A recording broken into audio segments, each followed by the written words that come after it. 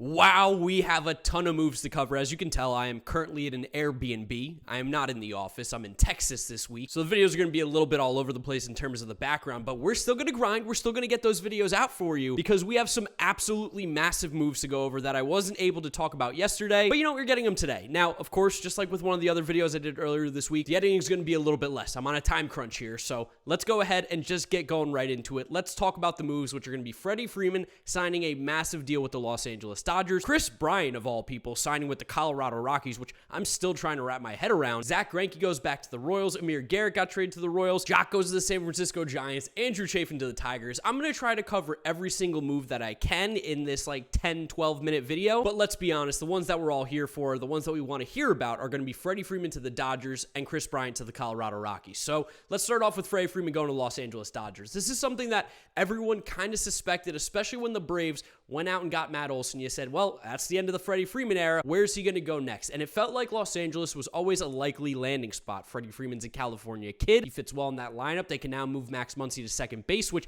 he's very good at, by the way, which is weird to say a first baseman plays second base well, but Max Muncy does that. Or at the absolute worst, one of them DHs and you keep one of them at first base and Gavin Lux plays second. But this Dodgers team is absolutely insane. And he ended up signing a 6-year, $162 million contract with the Dodgers, which is about $20 million a year. For us Mets fans, it stinks because we thought he left Atlanta and we're like, yes, he's finally gone, and then he just stays in the National League and goes to the best team in baseball, the Los Angeles Dodgers.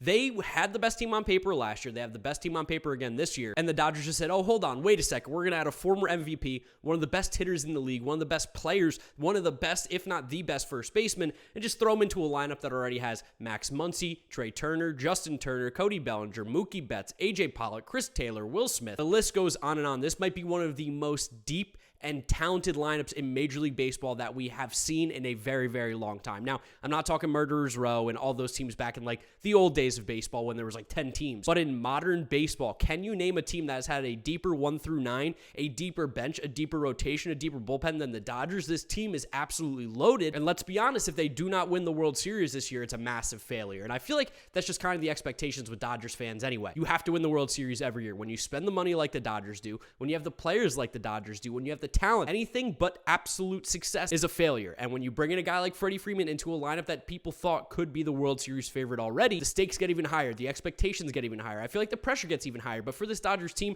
I don't expect it to bother them. You have all these guys who have been in the playoffs for many years, who have won World Series. You bring in Freddie Freeman, who's a former MVP, World Series champion as of last year. This team is just, it's so sick. And I feel like Jeff Passan said it best when he was like, we just don't really see talent like this 1 through 9 in a lineup. Who do you get out? Who do you pitch to? There is no easy out in this Los Angeles Dodgers lineup. Think about this. We might be saying the easiest out in this lineup could be Cody Bellinger, who's a former MVP and just a few years ago would have been one of the 5 best players in Major League Baseball. And that might be at times the easiest out in the Los Angeles Dodgers lineup. It doesn't make any sense. This is an absolutely huge move. The Dodgers were one of the favorites already to be a World Series champion in 2022. But you add Freddie Freeman to this lineup, and I feel like they become the clear and obvious favorites to win the World Series in 2022. They're the best team in the National League. While they technically lost Max Scherzer, you got Kershaw back. You still have Buehler. You have Urias. You have such a talented rotation that it doesn't matter. The bullpen, they're able to pull guys out of their butt. They make them incredible from nothing to something. Oh, this Dodgers team just keeps on getting better and better.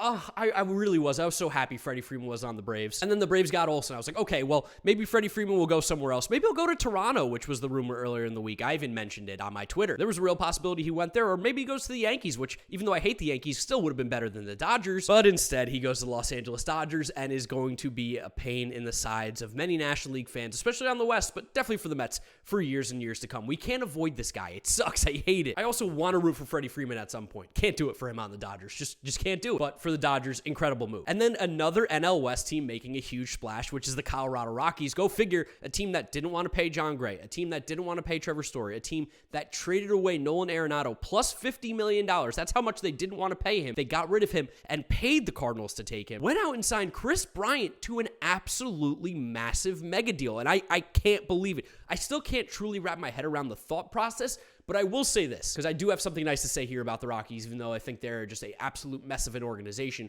the worst in all of Major League Baseball. At least they're trying, right? At least in a time when we're seeing the Cincinnati Reds and the Oakland A's Two teams that are relatively close to being competitive, two teams that were just a few pieces away from being a team that can make the playoffs, tearing it down. They tore it down. They are trading all their good pieces. They're trading all their assets. They're tanking. They're rebuilding. So at least for the Rockies, they're not going completely into the rebuild mode. They're not completely saying, anybody who's anybody, get off this team, get away from us. It's just, it doesn't really make sense that Kris Bryant's kind of going to be the best player on this team. And here's why. Kris Bryant's really, really good. I think he's a super talented player. Like, I think he's actually a little bit underrated at times. But to carry this Colorado Rockies team with all the holes and gaps that they have in this roster, it just doesn't seem like a team that's going to be even close to competing this upcoming season anyway by adding Kris Bryant. Like, how much better did they really get by losing Jon Gray and Trevor Story and adding Kris Bryant? I mean, I would make an argument that they got worse. I'd make an argument that they're still going to be a bottom 4th, 5th place team in the National League West. I don't get it. Are they going to do more? Surely they have to, right? If you're going to spend $182 million on Kris Bryant over the next 7 years, you have to go and get more players, because the way that this roster is built, they are just not even remotely close to a playoff team. We're going to look at FanGraphs real quick and go over their roster and just give you a quick rundown, because it's so bad. It's not deep. There isn't a whole lot of talent. Kris Bryant is definitely the best player, and then the rest, there's just a huge drop-off. So you have Raimel Tapia. I love him, but let's be honest. Like, is he really going to carry a team? No. Kris Bryant. Charlie Blackmon's old. He's a shell of himself. CJ Cron still hits, so that's good. Ryan McMahon's a solid player. Brendan Rodgers, don't know. Sam Hilliard, Elias Diaz, Jose Iglesias at shortstop, bench Dom Nunez, Garrett Hampson, Jonathan Daza, and Connor Joe. Like, around Kris Bryant, it's not really a fair or a good roster that makes you think the Rockies are going to be able to make a move. And then we didn't even talk about their pitching, which is always a mess. But like, German Marquez is good. Kyle Freeland looked better. Senzatella, Gomber, and Cool. Like, yeah, it's okay. And then bullpen wise, like, you got Alex Colomé, who's going to just be an absolute hell there with how many batters he walks. It's just, it doesn't make sense to me that you would get rid of two franchise players, I believe, and Trevor Story and Nolan Arenado. Nolan Arenado specifically, who I think is better than Kris Bryant, who you trade to St. Louis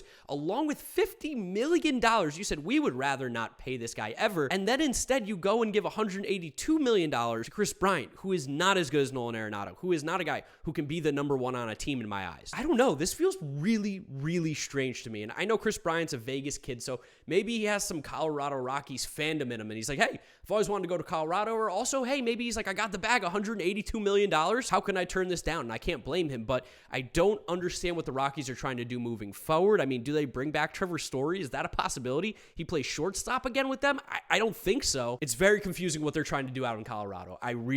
I have no idea. I still don't know to this day. I don't think we ever will know, because this organization's an absolute mess. The Monforts run it terribly. They don't do a whole lot right over there. Again, like, Rockies fans, I guess this is nice for you, because again, they're trying to be more competitive. I respect that. They're not just trading everybody, although they kind of did by trading Arenado and not re-signing Story and then not giving a qualifying offer to Jon Gray, which is deplorable, because I mean, it's a free draft pick. Why would you not do it? But bringing in Kris Bryant, they are still the 4th, 5th best team in this division. It's weird. It's weird. But again, I will applaud them for trying. I will applaud them for going out and getting a good player. I will applaud them for actively trying to get better, or at least appear to be getting better, even though I think they are worse. Very confusing, but the National League West, two big moves right there. Freddie Freeman, Kris Bryant, National League West now, although Kris Bryant was there with the Giants last year. Still, some really, really big moves. And then some other moves that just kind of went under the radar. Zach Greinke going to the Royals, along with Amir Garrett. Amir Garrett was traded for Mike Minor the other day, so the Reds clearly going after like a guy who's got an expiring contract, trading away Amir Garrett, so they have a quality MLB starting major league pitcher, someone they could probably flip at the deadline and get some more prospects back for. Because honestly, Mike Minor was a guy that I wanted the Mets to look into. I thought he would have been a good depth arm to add to their rotation. At the absolute worst, he's a really good reliever, which he's done in the past. Zach Greinke's a really nice pickup for them. I mean, every 5 days, he'll go out there and give you 5 to 6 innings, pitch consistent baseball. He's never going to get hurt. He's going to make 30 starts. And to be around Brady Singer and a lot of their young pitchers, I think that's valuable. I really do. I think it's like almost having another coach out there. And from guys that I've spoke to that have been around Zach Greinke, apparently he is just one of the best teammates in all of baseball. All the guys love him. He's super smart, super knowledgeable about the game. While he comes off as a little quiet at times, it's just because he's just not super comfortable, but around the team setting, around other players, apparently he's the absolute man. So I like the idea of bringing him in almost as a mentor, another manager, another coach out there for all the young pitchers that are coming up this Kansas City pipeline, because they do have a lot of talented arms coming. And Amir Garrett, good left-handed reliever, really good. If Amir Garrett was available, I would have loved the best to go after him too. New York guy, got really good stuff. Probably not a closer like he has been used in the past in Cincinnati, but as a left-handed arm, arm, he's got some nasty stuff. He throws close to 100. And I also love anybody who's willing to take on an entire team in a fight like Amir Garrett did. I'll never forget that. What else do we got? Andrew Chafin signed with the Detroit Tigers. That's a good pickup. Jock Peterson goes to the San Francisco Giants. He'll probably take over the Alex Dickerson role where he faces right-handed pitchers. His 20, 25 home runs a year. Probably has a really good year out in San Francisco. Really solid pickup, and he's super cheap at like, I think $6 million. Eddie Rosario is back to the Atlanta Braves. Whatever, they're just trying to grab depth, and again, he's going to be useful for that time where he is a flash in the pan. I guess the Reds also got Colin Moran and Donovan Solano, just more players that are just filler at this point. So again, sorry Cincinnati Reds fans, it's not looking great for you. Oh, Andrew McCutchen went to the Milwaukee Brewers. I think that's a really good pickup. He still mashes left-handed pitching, absolutely destroys them, so I like that a lot for the Brewers, especially in a hitter-friendly park like Miller Park. Is it even called Miller Park anymore? I don't actually think it is. I think it's called like American Family Insurance Park now, but it'll always be Miller Park to me. I like that move. He gets on base at the absolute worst. Another bat to add to this lineup. Good depth. Archie Bradley to the Angels. Hey, the Angels make a move. They're awake. Brad Miller to the Rangers. Great pickup by the Rangers. Absolutely great pickup. And what else do we got? Matt Boyd to the Giants. Ooh, yeah, I really like that Matt Boyd signing. It's a low risk, high reward kind of one because Matt Boyd at time can be a really, really solid pitcher. Everyone has said the talent's been there for years now. It just never showed up. Maybe the Giants can figure something out like they have with some of their pitchers the last few years. If I missed any other moves, I do apologize. Again, kind of just wanted to get something out here for you guys to really talk about Freeman and Bryant and just kind of polish up all the other moves I did miss. The videos are still going to come at you every single day. I'm still going to come at you with the uploads. It's just going to be